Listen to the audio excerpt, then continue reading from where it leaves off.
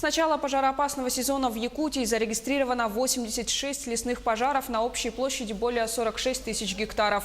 Из них, по оперативным данным, на сегодняшний день в зонах контроля действует 28.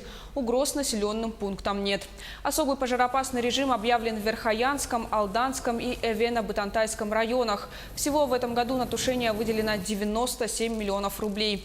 На данный момент на местах очагов возгорания работают 173 человека и 18 единиц техники. Стоит отметить, что на борьбу с лесными пожарами Якутлесресурс планирует привлечь 111 сезонных рабочих из числа местного населения с суточной оплатой до 1300 рублей в сутки.